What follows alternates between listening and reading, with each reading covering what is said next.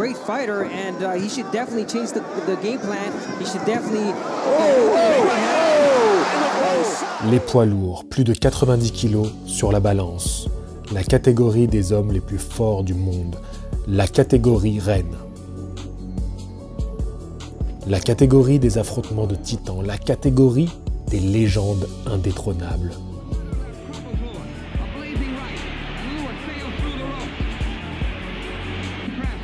La catégorie des histoires tragiques.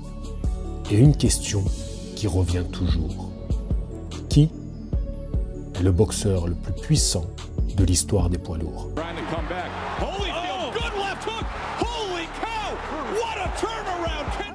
Salut les disciples de la boxe, c'est Jean-Charles, j'espère que vous allez bien. Aujourd'hui, je vais vous raconter l'histoire d'un homme qui a déclaré « Vous avez besoin de 12 rounds pour me battre. Moi, j'ai besoin de 2 secondes. » Il vient toujours au moment propice. Tu le fais exprès. Août 2014. Vous le reconnaissez? Deontay Wilder a 28 ans.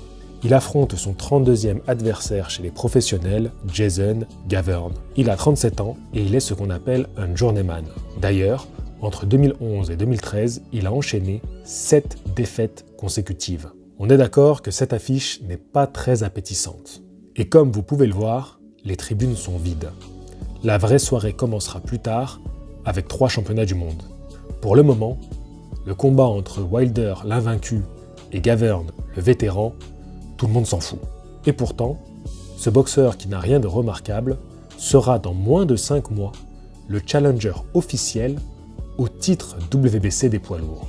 Et qui pouvait deviner qu'il régnerait près de 6 ans sur son trône si durement acquis? Lorsque Jason abandonne à l'appel de la 5e reprise, 4 rounds, c'est la plus longue période passée par Wilder sur un ring. Car il faut savoir qu'en 32 combats passés chez les professionnels, il n'a jamais eu besoin de passer par les juges pour remporter son combat. À chaque fois, il gagnera avant la limite. Je vais vous raconter l'histoire d'un homme fascinant, souvent moqué, parfois incompris, mais qui ne te laissera pas indifférent. Pour commencer, parlons de sa raison. La raison qui a poussé Deontay Wilder à monter sur le ring. Il fait ses grands débuts chez les professionnels en 2008.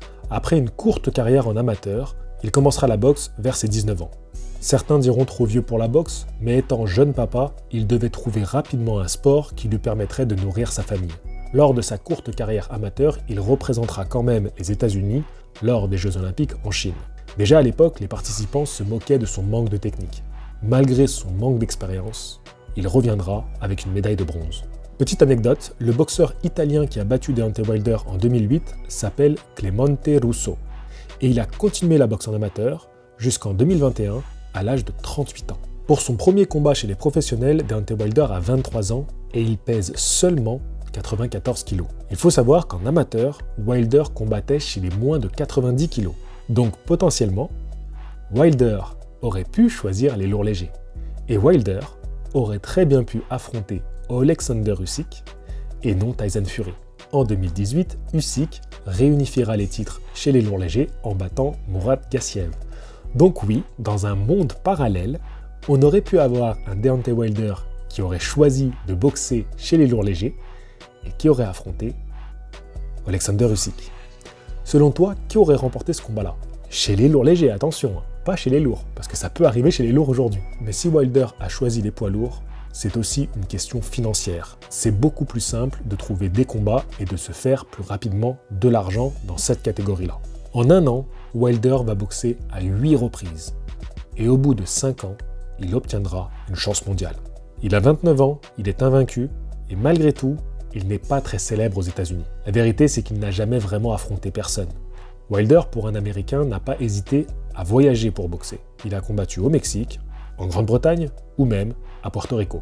Lorsque Deontay Wilder obtient son combat pour le titre, il est loin d'être attendu par le public. Les Américains n'espèrent plus vraiment le nouveau champion du monde poids lourd. Et en ce 17 janvier 2015, alors que Mohamed Ali fête son 73e anniversaire, on est bien loin de l'époque des George Foreman, Riddick Bowe, Mike Tyson, Evander Holyfield ou encore Larry Holmes.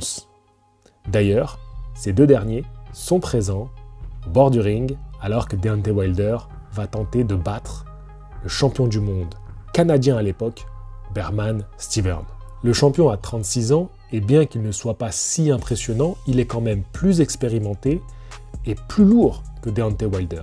Deontay Wilder, lui, n'est plus tout jeune et puis on n'a pas vraiment de référence sur son niveau. On ne sait pas concrètement ce qu'il vaut. Le seul truc qui est intriguant avec lui, c'est qu'il a mis tous ses adversaires KO. Donc forcément, on se dit que ce mec-là, il cogne dur. Wilder a un profil intriguant. Mais la question qu'on se pose tous, c'est est-ce qu'il peut tenir 12 rounds? Comme je vous le rappelais, maximum, il a passé 4 rounds sur un ring.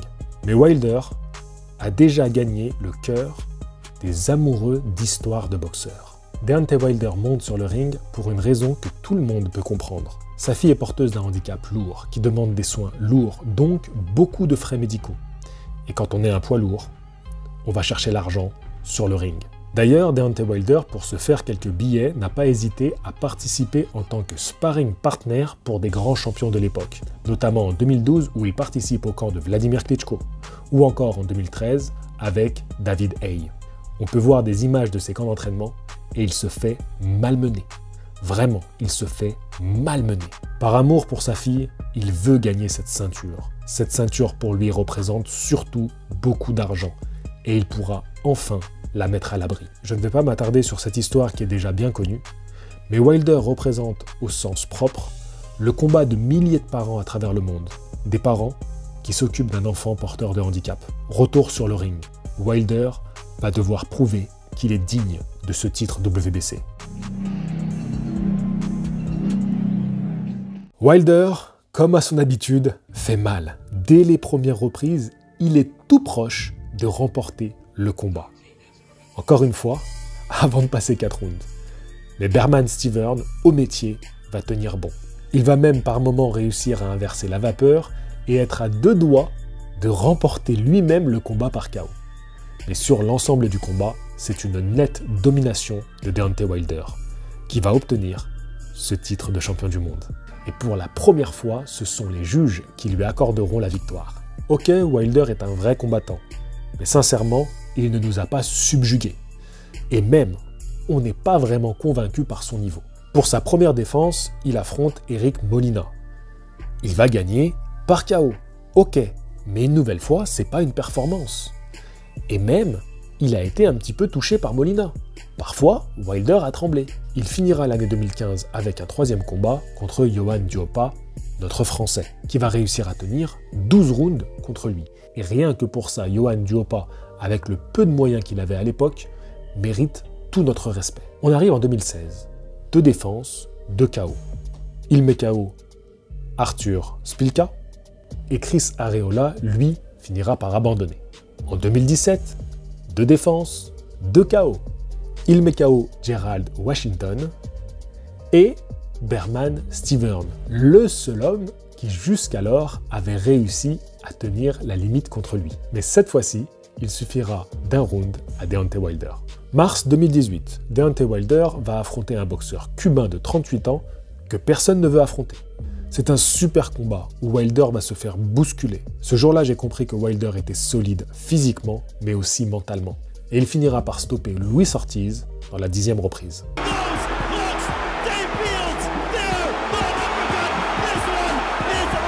Cette année finit avec une affiche exceptionnelle. Deontay Wilder versus Tyson Fury. L'histoire, vous la connaissez aussi bien que moi. En 2015, la même année où Wilder est devenu champion du monde, l'Anglais Tyson Fury va ravir tous les titres à Vladimir Klitschko. Derrière, il disparaîtra complètement, sombrant à l'appel de ses pires démons. 3 ans plus tard, Deontay Wilder prend son téléphone, appelle Tyson Fury et lui propose un deal. Tu vas revenir sur le ring et tu auras ta chance pour le titre WBC.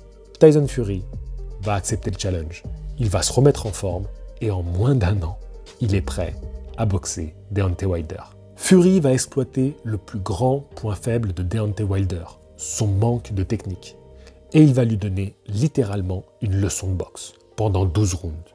Mais malgré ça, par 2 fois, Wilder va envoyer Tyson Fury au tapis.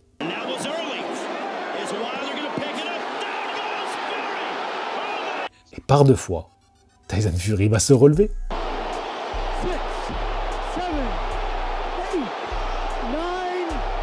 Vous le savez tous, je suis le supporter français numéro 1 de Deontay Wilder. Team Cell à vie. Mais, ce jour-là, j'estime qu'il a perdu ce combat. Mais les juges décideront d'un match nul. Donc Wilder repart avec ses ceintures. Logiquement, on va avoir une revanche l'année suivante. Non. Le boxing business. Et oui, mon ami. Deontay Wilder va défendre son titre contre Dominic Breazeale. Un combat qui durera un petit round.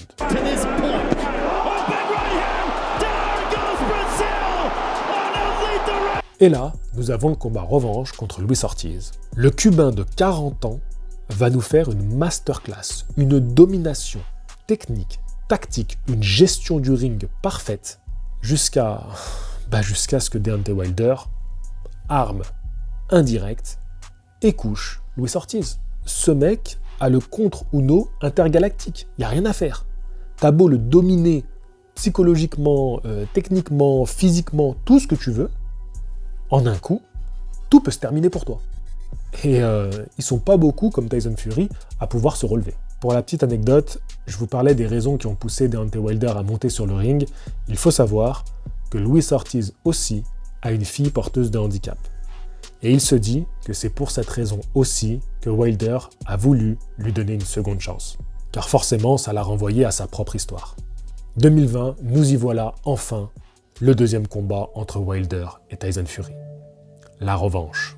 Un combat que j'ai déjà tellement cité sur cette chaîne. Je ne sais pas si j'ai vu plus grande domination en direct. Je crois que ça m'est jamais arrivé. Je crois que c'est le combat le plus marquant que j'ai vu sur ce point-là. Une telle domination de la part de Tyson Fury qui va complètement annuler le style Deontay Wilder. On assistera à une mort lente et cruelle du poids lourd le plus terrifiant qu'on ait pu voir sur un ring.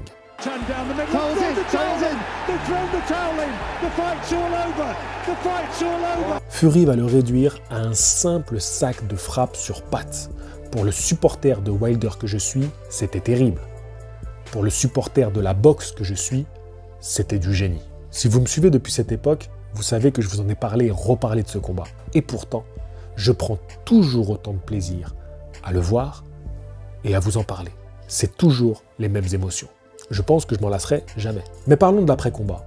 Deontay Wilder va partir dans un délire paranoïaque, nous sortant toutes les excuses possibles et imaginables. C'est la faute de son coach, à qui il ne pardonnera jamais d'avoir arrêté le combat. Alors que si, il fallait arrêter le combat. Il va accuser l'eau qu'il a bu, qui serait empoisonnée. Il va accuser les gants de Tyson Fury. Il va accuser le costume qu'il portait, qui aurait été trop lourd, trop chaud, qui lui aurait coupé les jambes. Bref, il part vraiment dans une théorie du complot qui n'en finit plus. Et ce qui est assez ironique, c'est que c'était la même période Covid qui arrivait sur la planète Terre.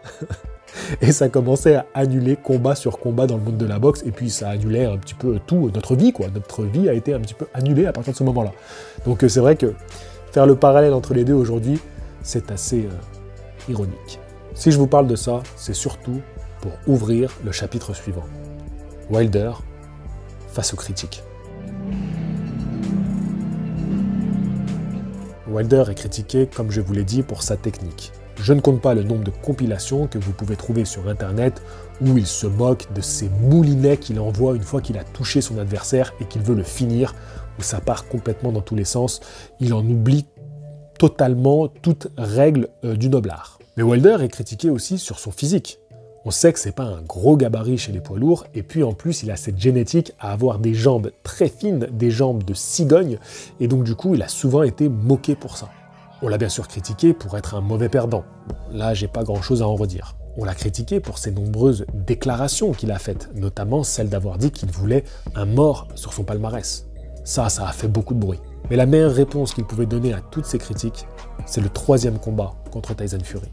Il n'a pas voulu lâcher et il a absolument tenu à obtenir ce dernier combat, si bien qu'il est passé devant un tribunal, car il avait une clause qui l'autorisait à avoir sa revanche, et il n'en a pas démordu, il est allé au bout pour que ce combat se fasse, alors que presque plus personne ne le voulait. Ce 3e combat sera élu combat de l'année 2021. C'était pas très bien parti, car au 3e round seulement, Deontay Wilder est envoyé au tapis.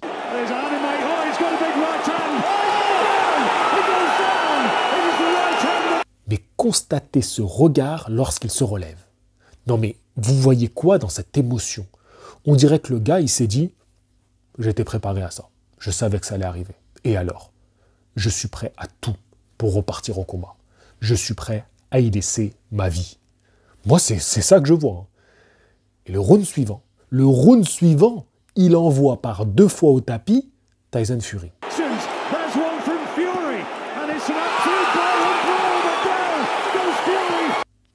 Mais qu'est-ce que c'est que ça? Mais qu'est-ce que c'est que ce combat?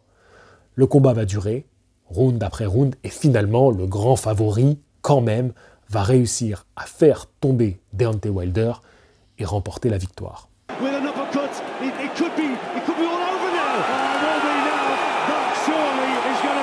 Net, précis, sans bavure, rien à redire, c'est mérité pour Tyson Fury. Pour la 2e fois de sa carrière, Deontay Wilder perd un combat. Toujours aussi mauvais perdant, Deontay Wilder refuse d'échanger les politesses habituelles qu'on a sur le ring en général, et là, il va se murer dans le silence. Pendant de longues semaines, on n'entend plus parler de Deontay Wilder, et on pense même qu'il ne reviendra jamais sur un ring. Finalement, Deontay Wilder annonce son retour contre Robert Helenius. Le Finlandais, de 39 ans, reste sur 2 belles victoires contre Adam Kownacki, qui était alors invaincu avant de rencontrer Helenius. Et 2 fois, il le bat par KO. Alors je ne vais pas vous la faire à l'envers. Certes, c'est une affiche sympa, mais tout le monde savait que c'était une affiche en la faveur de Deontay Wilder.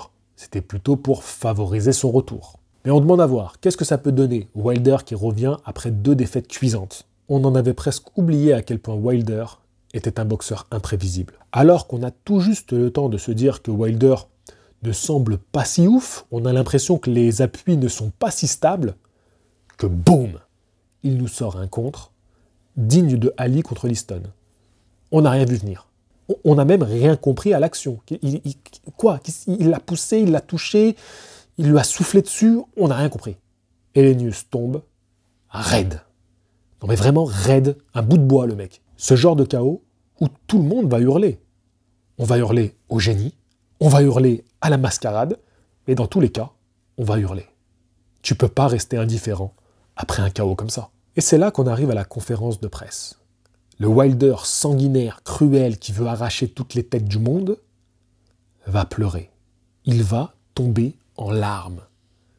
Et il va déclarer qu'il a de la peine pour son adversaire, qu'il connaît bien car il a été son sparring partner, et qu'il espère qu'il est en bonne santé. Que boxeur, c'est un sport cruel, indigne, et qu'on y laisse une part de son âme à chaque fois qu'on monte sur un ring. Et là, j'aimerais vous parler de l'homme qui se cache derrière le masque. Il y a le boxeur pro qui monte sur un ring pour faire du mal à son adversaire. Et comme le guerrier qui se maquille le visage avant de partir en guerre, le boxeur doit porter un masque. Et derrière chaque masque, il se cache un homme. C'est pourquoi je pense que Wilder est incompris. Alors oui, Deontay Wilder a commis des erreurs dans sa carrière. Dire que tu veux un mort à ton palmarès, c'est loin d'être très délicat. Corriger Charlie Zelenov, qui est complètement un starbé, un barjot, un mec à qui il manque une case, c'était pas la meilleure chose à faire. Bon, si ce gars-là insulte ta fille à longueur de journée sur les réseaux, je peux comprendre qu'au bout d'un moment, tu as envie de le choper par le callback. Mais c'était pas à faire. Ou encore, parmi les multiples erreurs qu'il a faites, faire de la musique. Bon, après, il y a des erreurs plus ou moins pardonnables. Récemment, il y a une vidéo qui a circulé sur les réseaux où Wilder est face à la statue qui a été faite à son effigie, une statue grandeur nature. Donc en réalité, il est concrètement face à lui-même, face à un modèle de lui, un modèle 3D de lui-même. Et il va lui murmurer des mots d'amour, il va l'enlacer, presque l'embrasser. Cette vidéo, qui est à la fois gênante, oui, parce que oui, c'est quand même un petit peu gênant, qui est à la fois touchante, parce que c'est touchant de voir ce mec balèze qui fait ça. Pour moi, elle envoie un message très particulier. Wilder nous pousse à nous aimer, dans une époque où on est constamment en train de demander aux autres de nous aimer. Eh, tu peux liker ma vidéo s'il te plaît? Mets-moi un petit like, ça me fait du bien. Dans une époque où on est constamment à dire qui on aime ou qui on n'aime pas. toujours dirigé vers les autres. Oh, Cristiano Ronaldo est le plus grand footballeur. Non, c'est un naze, il est surcoté. Toujours les extrêmes. Wilder nous rappelle qu'il faut s'encourager soi avant tout. Il faut s'encourager nous-mêmes, avoir foi en nous-mêmes. J'ai vu beaucoup de messages, comme d'habitude avec Wilder, pour se moquer de lui, pour se foutre de lui. Comme on s'est moqué de lui quand il était en boxe amateur. Comme on s'est moqué de lui quand il a commencé à faire de la boxe pro. Comme on s'est moqué de lui quand il est devenu champion du monde. Comme on s'est moqué de lui quand il a perdu son titre. Et aujourd'hui encore, on se moque de lui. Wilder est une boule d'émotion, un homme sensible qui laisse ça exploser quand il est sur le ring. Tu le vois bien, au moment où il touche un mec, il se jette sur lui comme un animal sauvage. Complètement dominé par ses émotions les plus primitives. Wilder est la même boule d'énergie lorsqu'il est hors du ring. Lorsqu'il répond à un journaliste qui le pousse un petit peu à bout sur un sujet sensible et qu'il part au quart de tour. Lorsqu'il refuse de parler à Tyson Fury lors de la conférence de presse du 3e combat. Comme un enfant, piqué, vexé. Lorsqu'il pleure après avoir mis KO Helenius. Et j'ai un dernier exemple de toute cette émotion qui incarne Wilder. Vous savez, depuis que Wilder est revenu, on pousse à avoir un combat entre Wilder et Andy Ruiz. Et Andy Ruiz, justement, il a combattu, il n'y a pas si longtemps, un ex-adversaire de Deontay Wilder, Luis Ortiz. Pendant le camp d'entraînement, Deontay Wilder, qui était alors retiré de la boxe, est allé rendre visite à Luis Ortiz. Il l'a salué et il a pris le temps de saluer chaque membre de sa famille. Et après, il a croisé Andy Ruiz. Et tout bon boxeur qui se respecte aurait fait du cinéma, aurait fait du clash, aurait insulté tous les ancêtres de son potentiel adversaire et même tous les morts de son potentiel adversaire. Deontay Wilder, lui, on peut le voir saluer Andy Ruiz et encore une fois, il va saluer chaque membre de la famille présente, les enfants et toutes les personnes qui sont là autour. Et il les salue avec la même intensité qu'il a salué Andy Ruiz. Il a pris le temps pour chaque personne. C'est cette image que je voudrais retenir de Deontay Wilder, quoi qu'il fasse par la suite de sa carrière. Il m'a donné des émotions sur le ring et il a donné du respect hors du ring. Et j'espère qu'après cette vidéo, ceux qui jusqu'ici ont critiqué Deontay Wilder lui accorderont un petit peu plus de respect. Je voudrais juste finir par une dernière chose. Dans la dernière vidéo, je vous avais sollicité parce que je ne savais pas trop comment développer mes partenariats pour la suite de cette année 2023. Je vous remercie pour tous vos commentaires. Vous avez joué le jeu, vous avez pris le temps d'écrire une vraie opinion, une vraie réflexion, vous avez argumenté. J'ai tout lu, j'ai lu les 109 commentaires au moment où je tourne cette vidéo. Je vais prendre quelques jours pour y réfléchir, je vais relire tous vos commentaires. J'ai quelques idées, ça commence à être un peu plus clair dans ma tête. J'ai toujours été transparent et honnête avec vous et je continuerai à le faire. Je vous dis à la prochaine. Fighting Bomb Squad! Ciao.